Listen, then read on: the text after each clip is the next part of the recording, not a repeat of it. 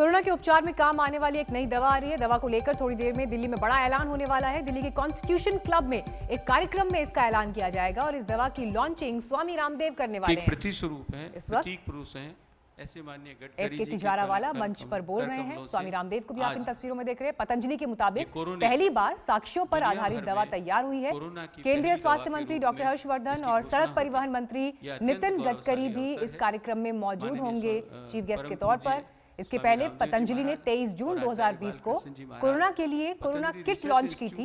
हालांकि लॉन्च होते ही ये दवा विवादों में आ गई थी। आपको मैं स्मरण दिलाना चाहता हूं 3 मई 2017 को परम पूज्य श्रद्धेय माननीय प्रधानमंत्री श्रीमान नरेंद्र मोदी जी ने जब पतंजलि रिसर्च इंस्टीट्यूट का उद्घाटन किया था तब एक संकल्प दोहराया था और पतंजलि को एक उद्देश्य दिया था कि पतंजलि आयुर्वेद के क्षेत्र में एविडेंस बेस्ड मेडिसिन बनाकर आयुर्वेद की पुनर्स्थापना करे, प्रतिस्थापना करे और उसके गौरव पूरी दुनिया में दिलाए। परम पूज्य स्वामी रामदेव जी महाराज और आचार्य बालकृष्ण जी महाराज के सानिध्य में अहरनिश 300 से ज़्यादा डॉक्टर तब से लेकर अब तक लगे हुए हैं। 100 से ज़्यादा ड्रग डिज़ाइन तैयार किए हैं, फॉर्मुलेशंस तैयार किए हैं और नई मेडिसिन्स आदि बनाकर जीवन रक्षा और कल्याण के शिखर को छूने की तैयारी है। न केवल भारत को, भारत की सीमा में ही स्वास्थ्य का पर्याय बने हैं, आत्मनिर्भरता का पर्याय बना है, बल्कि पूरे विश्व को आशा का एक केंद्र अब हरिद्वार में दिखने लगा है, पतंजलि में दिखने लगा है। यही कारण है कि बहुसंख्यक आबादी अब नैसर्गिक नेचुरल मेडिसिन और नेचुरल सॉल्यूशन लीवर के लिए तो जबरदस्त हो गया है। योग, लीवर,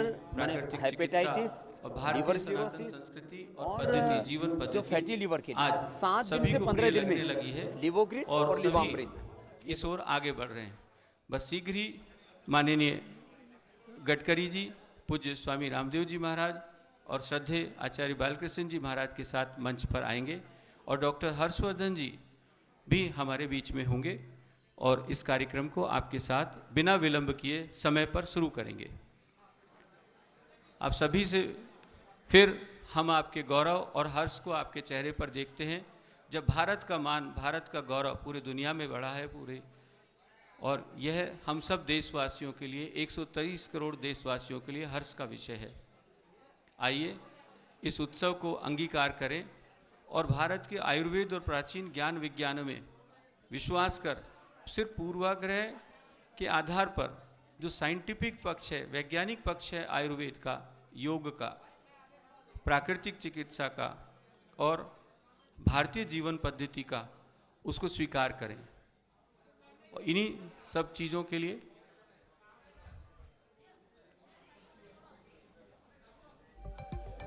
रिप्लेस हो जाता है, जबकि वो डायरेक्ट हार्मोन लेते हैं। थायराइड की दवा में तो डायरेक्ट हार्मोन ही देते हैं और अपन उसको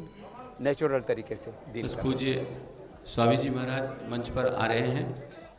और 1 मिनट में ही हम अपना संबोधन प्रारंभ करेंगे।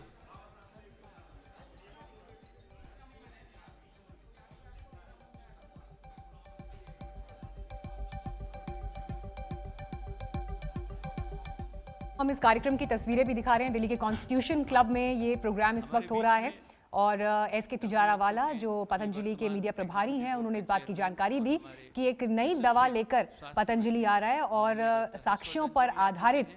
इस दवा को आयुर्वेदिक तरीके से बनाया गया है। हालांकि इस पर और डिटेल्स जब मंच पर स्वामी रामदेव, आचार्य बालकृष्ण आएंगे और ऑफिशियली वो इसकी जानकारी देंगे तब इस पर और तस्वीर साफ होगी। लेकिन तस्वीरों में भी आप देखें तो केंद्रीय मंत्री नितिन गडकरी वहां पर मौजूद हैं, केंद्रीय स्वास्थ्य मंत्री डॉक्टर हर्षवर्धन इस कार्यक्रम में मुख्य अतिथि के तौर पर शामिल हैं, मीडिया की भी वहां पर भारी मौजूदगी। हालांकि इससे पहले कोरोनिल एक दवा और लॉन्च की गई थी और उस समय ये दवा भी विवादों में आई थी, लेकिन बाद में इसे इम्यूनिटी बूस्टर के तौर पर पतंजलि ने इसको लेकर जानकारी दी थी। लेकिन आज मंच से क्या कहते हैं स्वामी रामदेव, इसके बारे में क्या जानकारी देते हैं, इस पर सबकी निगाहें हैं। हालांकि देश में इस वक्त 2 मेडिसिन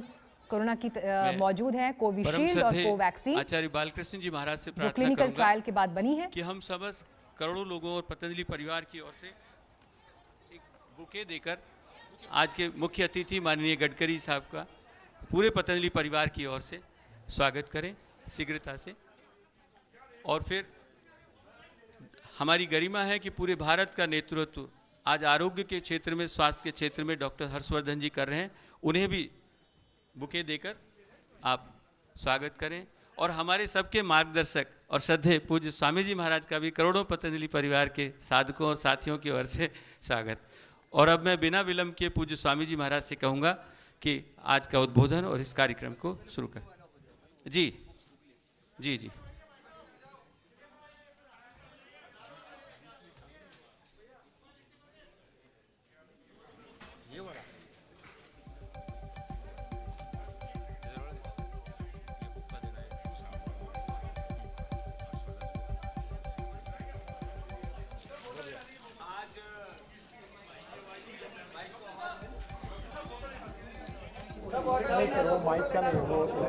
अच्छा आचार्य जी इसमें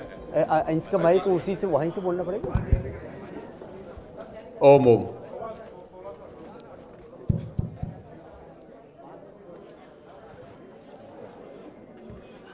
ठीक है। आज ऐतिहासिक दिन है। वीर शिरोमणि छत्रपति शिवाजी महाराज की जयंती है और योग आयुर्वेद की वैश्विक प्रतिष्ठा हो, एविडेंस बेस्ड मेडिसिन के तौर पर, evidence based research based treatment के तौर पर एक जीवन पद्धति के साथ एक चिकित्सा पद्धति,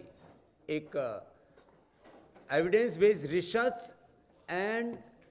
एक्सपीरियंस पर बेस्ड हमारी ये जो सनातन पद्धति थी, उसको एक वैश्विक स्तर पर प्रतिष्ठा का दिन के रूप में आज का दिन जाना जाए, इसके लिए आज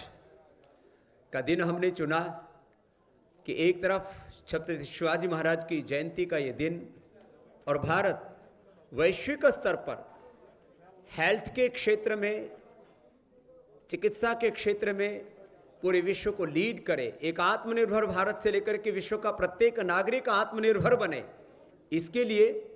हम योग और आयुर्वेद को वैश्विक स्तर पर वैज्ञानिक और प्रामाणिकता के साथ प्रतिष्ठापित करने के लिए आज यहाँ पर उपस्थित हुए हैं। और पतंजलि ने सैकड़ों रिसर्च पेपर अभी तक पब्लिश किए हैं, अलग अलग रोगों के बारे में, अलग अलग प्रकार के ड्रग्स को इन्वेंट किया है और अलग अलग प्रकार की जो हमारे योग की क्रियाएं हैं उनको भी वैज्ञानिक तथ्यों के साथ में हमने पूरी दुनिया के सामने रखा है। और जो स्थापित जो तथ्य थे उनके उलट हमने डायबिटीज के पेशेंट्स को नॉन डायबिटिक करके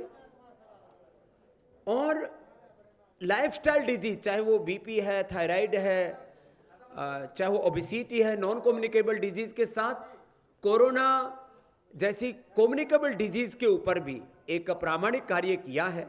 और इसमें जितने भी प्रोटोकॉल्स हैं जो मॉडर्न मेडिकल साइंस के द्वारा स्थापित, जो उसके पैरामीटर्स हैं, उन मापदंडों के अनुरूप हमने सबसे पहले डेंगू नील बनाया डेंगू के खिलाफ, फिर हमने कोरोनिल बनाया और कोरोनिल के संदर्भ में 9 रिसर्च पेपर वर्ल्ड के टॉप इंपैक्ट वाले रिसर्च जर्नल्स में पब्लिश हो चुके हैं। उसमें 16 रिसर्च पेपर पाइपलाइन में है।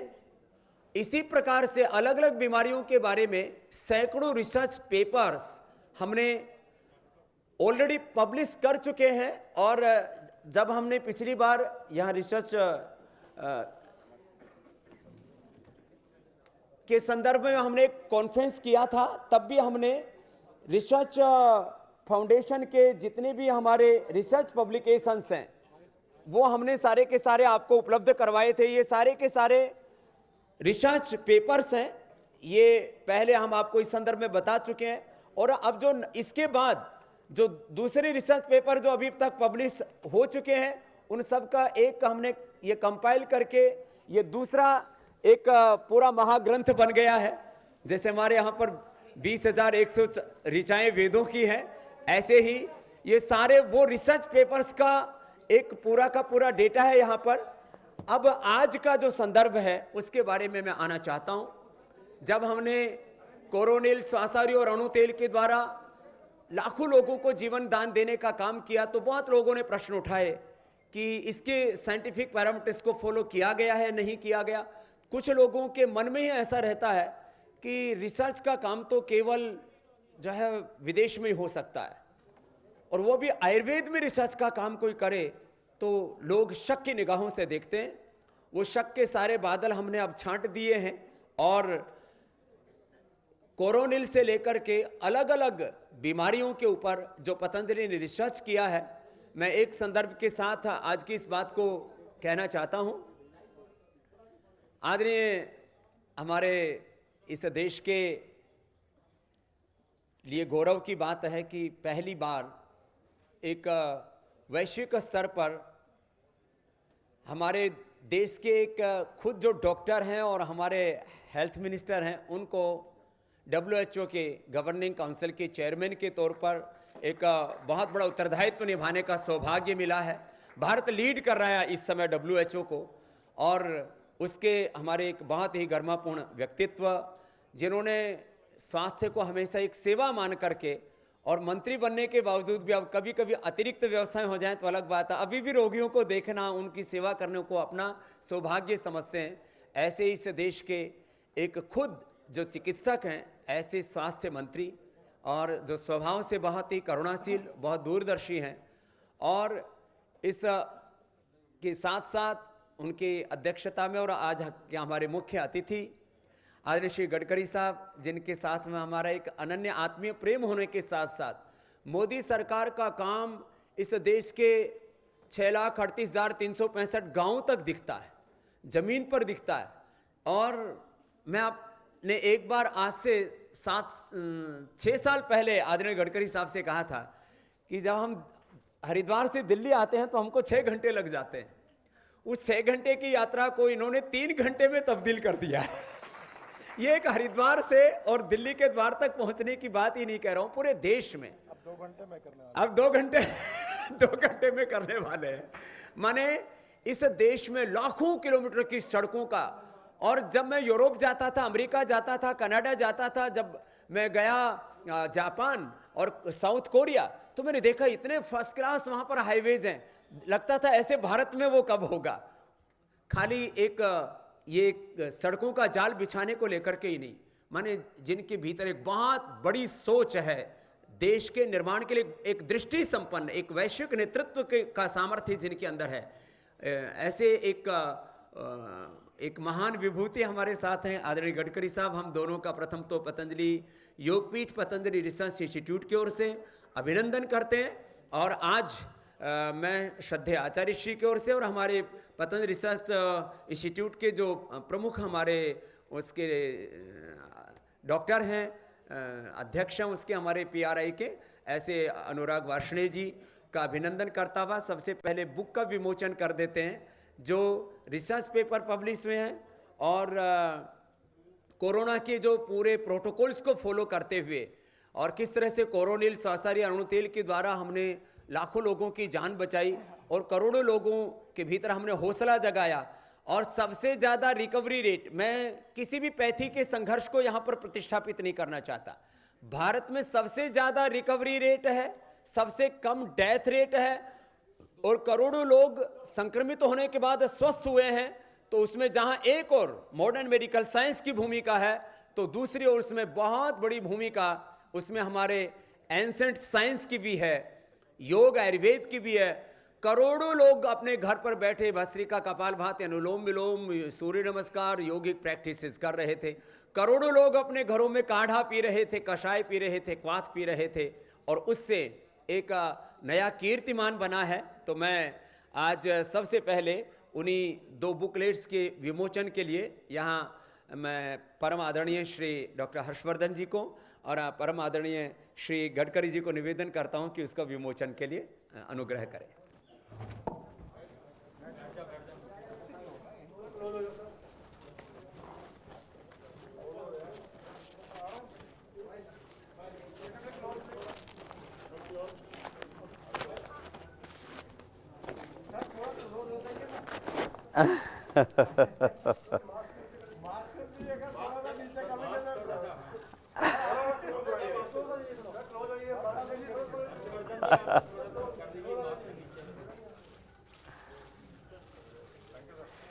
तो ये तो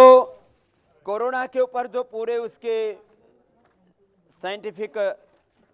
जो प्रोटोकॉल्स हैं उसको फॉलो करते हुए औषधि बनाई, और ये टोटल जो उसके रिसर्च पेपर्स हैं जो पूरे इंटरनेशनल जर्नल्स में पब्लिश हो चुके हैं, 9 रिसर्च पेपर्स, और 15 जो उसमें पाइपलाइन में है। तो मैं चाहता हूं कि दोनों का ही एक साथ ही ले लें तो अच्छा है, तो एक पूरा ही हो जाएगा। जी जी जी साहब।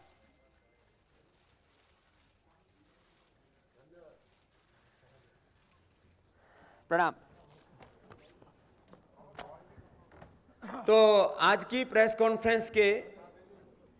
3 बड़े मकसद हैं। योग आयुर्वेद को वैज्ञानिक मापदंडों के साथ साइंटिफिक रिसर्च, इनोवेशन, इन्वेंशन के जितने भी प्रोटोकॉल्स हैं उनको फॉलो करते हैं कि एविडेंस बेस्ड मेडिसिन ट्रीटमेंट के तौर पर योग आयुर्वेद की वैश्विक प्रतिष्ठा, एक सस्टेनेबल हेल्थ, वह योग आयुर्वेद और भारतीय जीवन पद्धति से पूरे विश्व में प्रतिष्ठापित हो, और आत्मनिर्भर भारत से लेकर के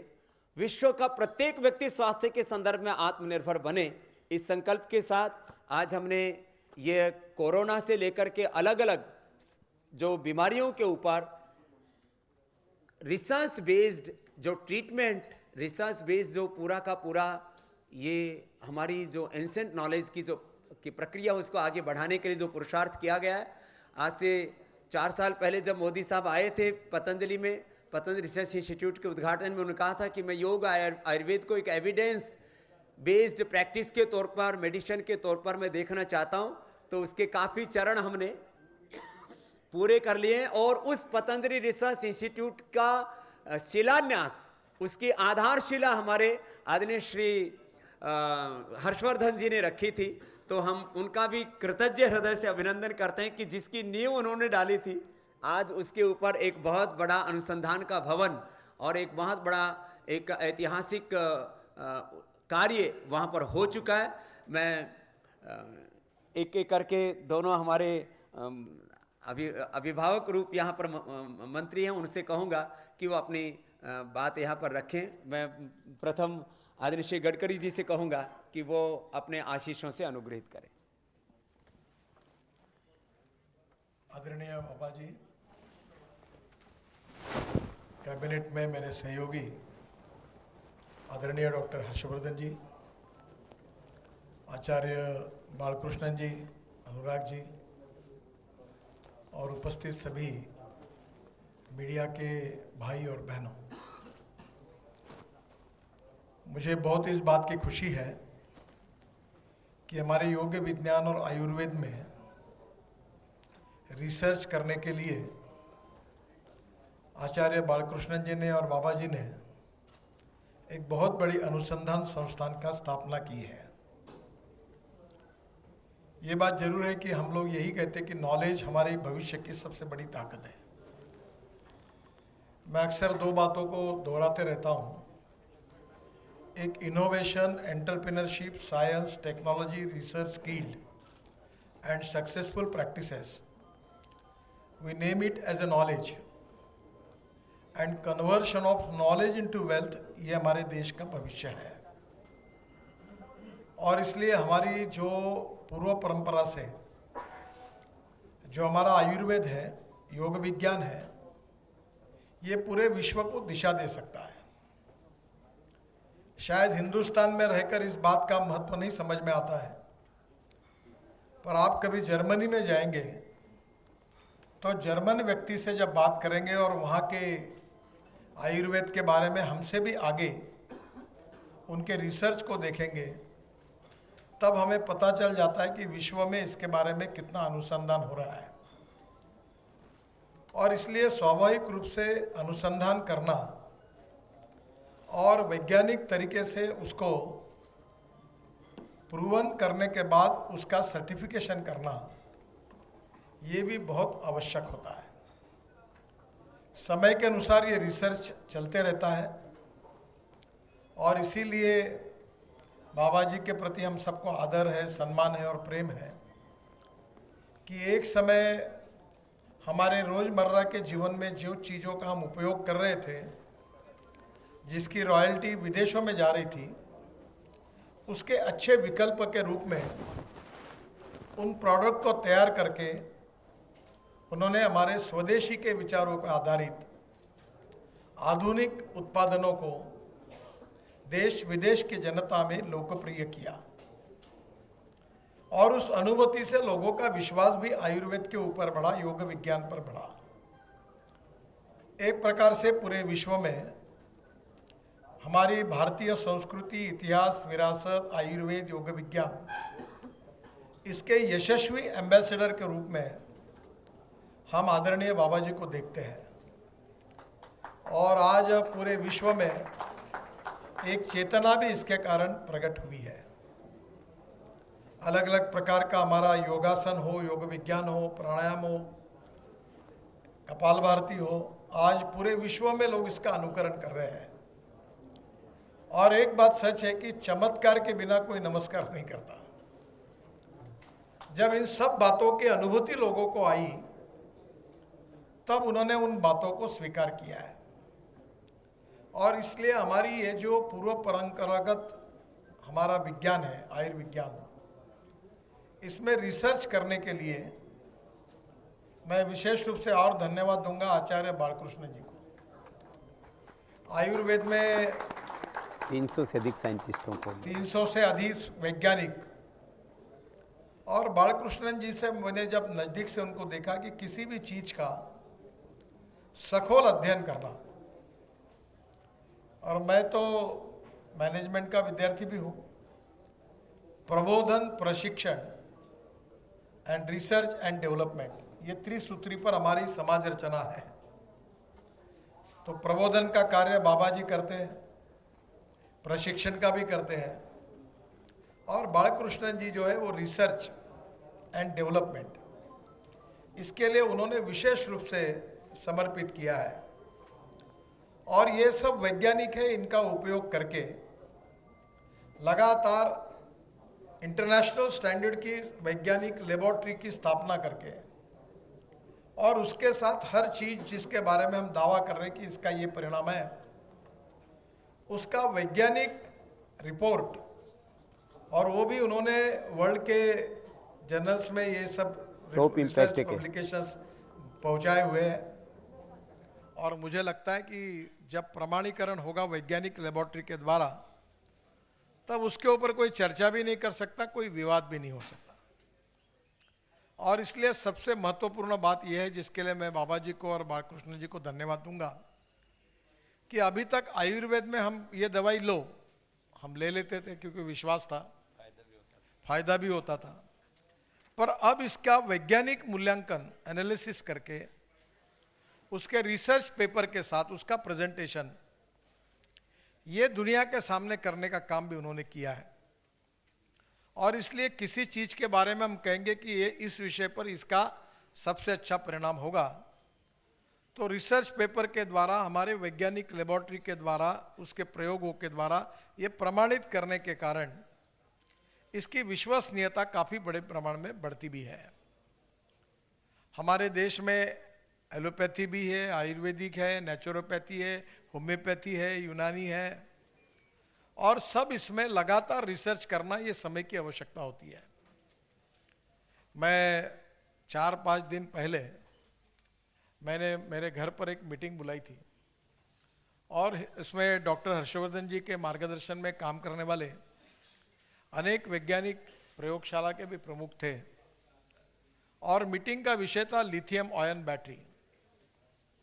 कि विश्व में आने वाले 10 साल में भारत को अगर सुखी, समृद्ध, संपन्न करना है,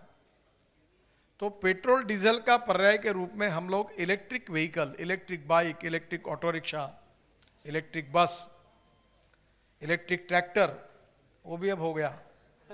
तो ये हम कैसे तैयार कर सकते हैं। और ये भारतीय वैज्ञानिक, उनके रिसर्च के आधार पर हम कैसे काम कर सकते हैं। तब मुझे पहली बार पता चला कि लिथियम आयन बैटरी का 81% पार्ट हिंदुस्तान में तैयार होता है। और मैं उन सब वैज्ञानिकों के सामने मैंने एजेंडा रखा कि 2 साल के अंदर पेट्रोल की कार, डीजल की कार, पेट्रोल की बाइक और स्कूटर और उसके साथ इलेक्ट्रिक की बाइक और स्कूटर, इलेक्ट्रिक की कार, इलेक्ट्रिक की बस, 2 साल के अंदर दोनों की कीमतें समान होनी चाहिए। और जब ये बात मैंने उनको कही तो उन्होंने कहा कि निश्चित रूप से होगा। और हमारे देश में वैज्ञानिकों की कमी नहीं है और उनको सपोर्ट करने के लिए, फैसिलिटेट करने के लिए उनके पीछे खड़े रहने की आवश्यकता है। आचार्य बालकृष्णन जी के रूप में और बाबा जी के रूप में इस अनुसंधान संस्थान में 300 वैज्ञानिक रात दिन काम कर रहे हैं और उनके पीछे पतंजलि का गुडविल तो है ही, पर बालकृष्ण जी का और आचार्य बाबा जी का दोनों का आशीर्वाद और मार्गदर्शन, इसके कारण उसकी और ताकत बढ़ी है और उसके पर जो अनुसंधान हुआ है उसके आधार पर आज का कार्यक्रम हो रहा है। मैं इस अनुसंधान के लिए देश की जनता को इसका फायदा तो होगा ही, पर ये वैज्ञानिक रूप से ये कार्य करने के लिए ये बाबा जी को और आचार्य बालकृष्णन जी को बहुत बहुत धन्यवाद देता हूँ, उनका अभिनंदन करता हूँ। और मुझे खुशी है कि अब सब बातों का वैज्ञानिक आधार लेकर फिर वो जनता के सामने आए हैं, तो निश्चित रूप से लोगों का भी विश्वास इसके ऊपर और अच्छी तरीके से बढ़ेगा और हमारे स्वास्थ्य के बारे में एक ये जो नई दिशा पतंजलि ने विशेष रूप से दी है, इसलिए मैं उनके प्रति आभार भी व्यक्त करता हूँ, धन्यवाद भी देता हूँ। और इसी प्रकार का अनुसंधान कार्य जो इंटरनेशनल स्टैंडर्ड्स और रिसर्च के बराबरी का हो और ऑलरेडी है, और इसमें आगे ऐसी बढ़ोतरी होती रहे ताकि हमारी ये अनुसंधान संस्थान केवल देश को नहीं तो विदेश में बैठे हुए अनेक लोगों को भी इसके बारे में दिशा दर्शन दे सकता है। ऐसा कार्य आगे भी भविष्य में होगा, ऐसा विश्वास व्यक्त करते हुए बाबा जी को अभिवादन करते हुए और बालकृष्णन जी का भी अभिनंदन, धन्यवाद। और जो 300 वैज्ञानिक हैं, अनुराग जी जिसमें काम कर रहे हैं, उनके सब साथियों को भी मेरी बहुत बहुत शुभकामनाएं। धन्यवाद, नमस्कार।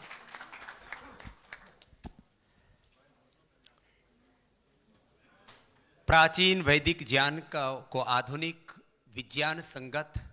उस पर अनुसंधान करते हुए ये कोरोना की औषधि का भी क्लिनिकल कंट्रोल ट्रायल हमने नीम्स से प्रारंभ किया, इसलिए हम डॉक्टर तोमर और नीम्स का भी कृतज्ञता पूर्वक अभिनंदन करते हैं कि हमको पहला एक क्लिनिकल कंट्रोल ट्रायल करने का एक अवसर उन्होंने हमें उपलब्ध करवाया। और कोरोनिल श्वासारी अणुतेलसिस ये यात्रा शुरू हुई डेंगूनिल और पीडानिल से लेकर के फैटी लिवर, लिवर सिरोसिस और हेपेटाइटिस जैसे रोगों के संदर्भ में अभी तक स्थापित मान्यता ये थी कि एक बार किसी को हेपेटाइटिस ए, बी, सी हो गया तो नेगेटिव नहीं होता। उसको भी हमने लिवोग्रिट और लिवामृत से नेगेटिव करके डॉक्टर सरीन ने, मैं 2-3 बार गया हूँ, हमारे लिवर के बहुत बड़े एशिया के माने हुए डॉक्टर हैं, बोले स्वामी जी ये हमने अपनी लाइफ में नहीं देखा था कि ये नेगेटिव भी हो जाते हैं। और मैंने सामान्य लोगों से लेकर के आर्मी में ब्रिगेडियर और जनरल से लेकर के डॉक्टर से लेकर सबसे पहला हमने हेपेटाइटिस का पेशेंट डॉक्टर साहब डॉक्टर भारती रामकृष्ण मिशन का ही ठीक किया था आज से 25 साल पहले। लेकिन उस समय हमारे पास में सैकड़ों करोड़ रुपए खर्च करके कोई रिसर्च सेंटर बना दें, 300 से ज़्यादा साइंटिस्ट रखें, करोड़ों रुपए उनको हम सैलरी भी दे सकें, फैसिलिटी प्रोवाइड करा सकें, सेल एंड ट्रायल से लेकर के एनिमल ट्रायल से लेकर के और ह्यूमन ट्रायल तक का पूरा जो ड्रग डिस्कवरी का पूरा इंफ्रास्ट्रक्चर हमारे पास में नहीं था। लेकिन आज जो है ये दाएं बाएं आपको थोड़ी देर में अभी आदरणीय श्री हर्षवर्धन जी और गडकरी जी का, क्योंकि थोड़ी देर के लिए हमने इनको आमंत्रित किया था, उनके प्रस्थान के उपरांत आपको पूरा ये ड्रग डिस्कवरी का जो पूरा साइकिल है इसमें इनविट्रो से लेकर के इनविवो से लेकर के ह्यूमन ट्रायल तक का प्री क्लिनिकल और पोस्ट क्लिनिकल ट्रायल तक का सब डेटा जो इन बुक्स में भी दिया है उसके संदर्भ में आपको दिग्दर्शन भी श्रद्धेय आचार्य श्री करेंगे। मैं ये जो पूरा अनुसंधान जिसमें कोरोनिल एक औषधि है और मैंने कहा डेंगू से लेकर के पीडानिल ऑर्थोग्रिड से लेकर के और लिवोग्रिड, लिवामृत, कार्डियोग्रिड, सिस्टोग्रिड, पूरी एक लंबी सीरीज है। और इस पूरे अनुसंधान के कार्य को आप सबके बीच में जहां रखते हुए गौरव हो रहा है, वहीं हमारे यहाँ पर जैसे मैंने कहा पतंजलि योगपीठ की स्थापना से लेकर के आदरणीय श्री गडकरी जी, जिनका हमें निरंतर एक अभिभावक की तरह प्रेम मिलता है, उनसे लेकर के और हमारे देश के स्वास्थ्य मंत्री जी तक आज हमारे बीच में हैं। हम गौरव अनुभव कर रहे हैं कि इस कार्य को उनका आशीर्वाद, उनका मार्गदर्शन प्राप्त है। तो मैं जो WHO की गवर्निंग कमेटी के चेयरमैन हैं, हमारे भारत के स्वास्थ्य मंत्री से लेकर के एक दृष्टि संपन्न, एक शील संपन्न मंत्री हैं, ऐसे डॉक्टर हर्षवर्धन जी को बहुत ही हर्ष आनंद के साथ आमंत्रित करता हूं, वो भी अपने आशीषों से हमें अनुग्रहित करें।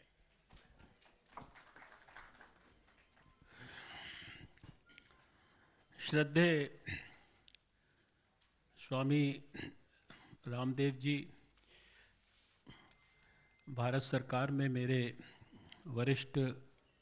कैबिनेट सहयोगी आदरणीय श्री नितिन गडकरी जी, आदरणीय स्वामी बालकृष्ण जी, आचार्य बालकृष्ण जी और डॉक्टर अनुराग वार्ष्णेय जी,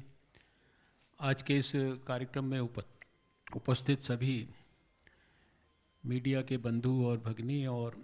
सभी अन्य आमंत्रित संबंधित विशेषज्ञगण, आज से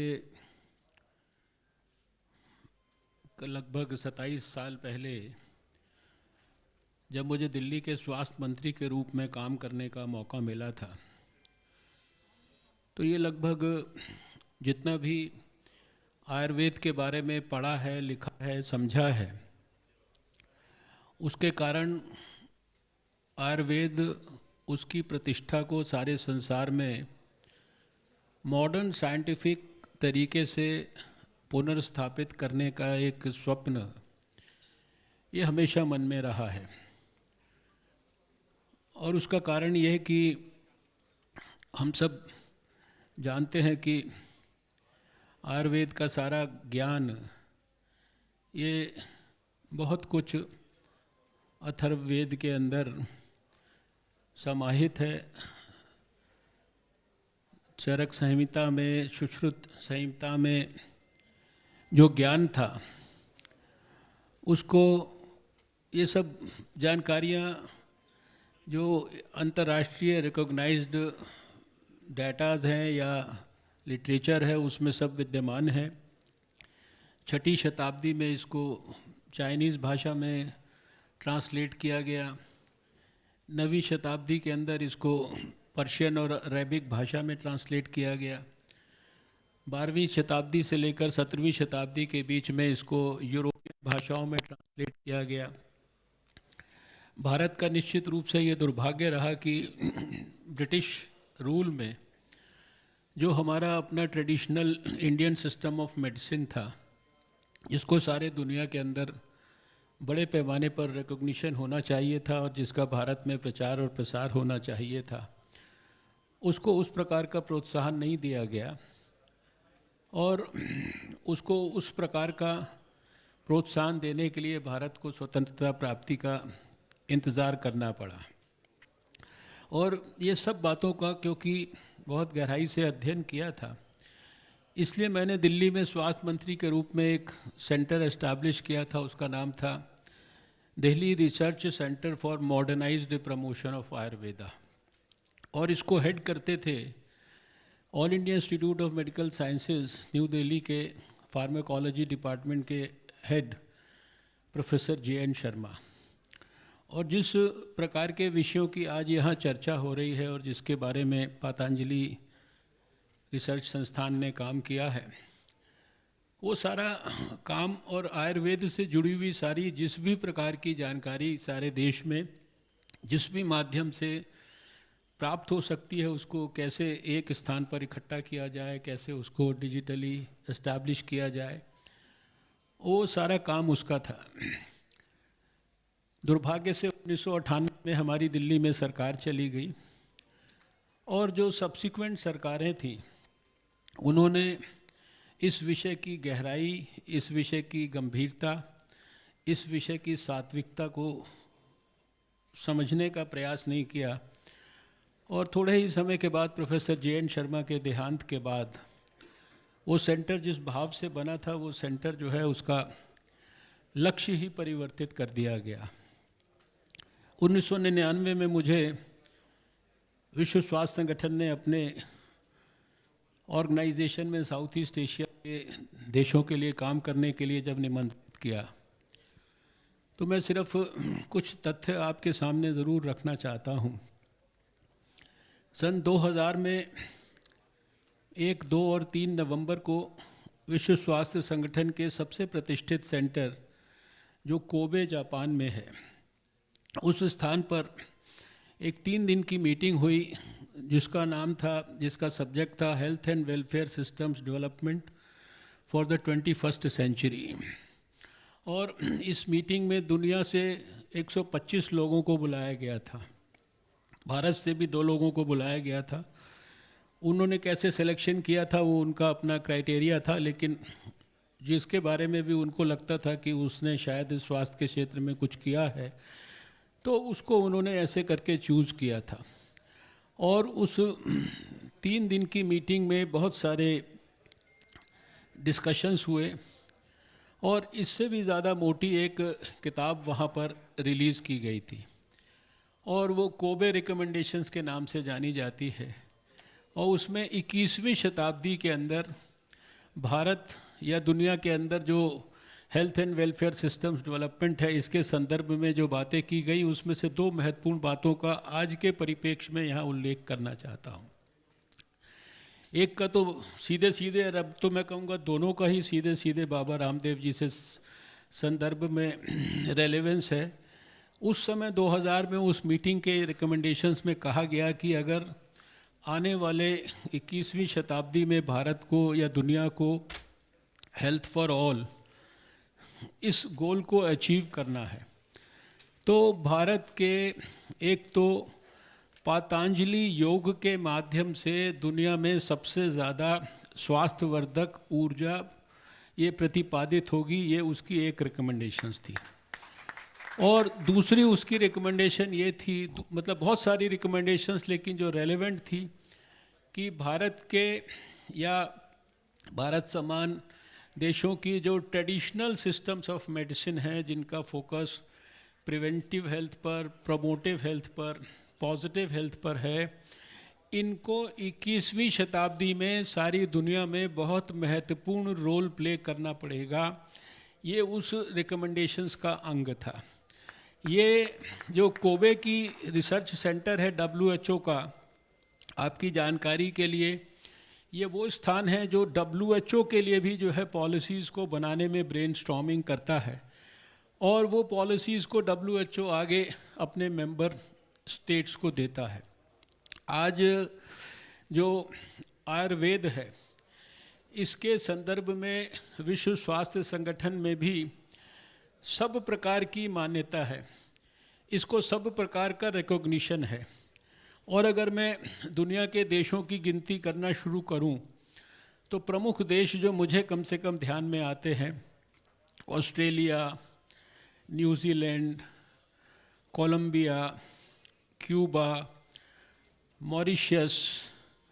इसी तरीके से हमारे पड़ोस में जो देश हैं, बांग्लादेश है, नेपाल है, श्रीलंका है, चाइना है, ऐसे बहुत सारे जो दुनिया के अंदर देश, हंगरी है, इन्होंने तो जो आयुर्वेद है, भारत का ये ट्रेडिशनल सिस्टम है, इसको अपने रेगुलर सिस्टम ऑफ मेडिसिन के रूप में इसको स्थापित किया है, इसको उन्होंने रिकॉग्निशन दिया है। आज भारत का कोई भी आयुर्वेदिक डिग्री लिया हुआ डॉक्टर, वो न्यूजीलैंड में जाके थोड़ा सा इम्तहान देने के बाद वहाँ पर वो आयुर्वेद की प्रैक्टिस कर सकता है। यानी ये अंतर्राष्ट्रीय स्तर पर इस आयुर्वेद का आज रिकॉग्निशन है। और अभी आप जानते हैं कि थोड़े ही समय पहले विश्व स्वास्थ्य संगठन के डायरेक्टर जनरल डॉक्टर टेड्रोस ने भारत के प्रधानमंत्री को व्यक्तिगत फ़ोन किया और फ़ोन करके उन्होंने कहा कि हम सारे दुनिया का आयुर्वेद का जो सबसे बड़ा एक सेंटर, जो कि हर तरह से कॉम्प्रिहेंसिव नॉलेज का बेस हो, रिसर्च का बेस हो, या जहाँ से आयुर्वेद से जुड़ी हुई सारी जो भी जानकारियाँ हैं वो सारे दुनिया को प्रतिपादित हो सके, वो हम भारत के अंदर स्थापित करना चाहते हैं। और तो दिल्ली के कॉन्स्टिट्यूशन क्लब से आप ये कॉन्वर्सेशन, ये संवाद सुन रहे थे, जिसमें स्वामी रामदेव ने ये कहा है कि कोरोना की दवा पतंजलि लॉन्च कर रहा है। 9 रिसर्च पेपर इसे लेके पब्लिश भी हुए हैं, जबकि 16 अभी पाइपलाइन में है। केंद्रीय मंत्री नितिन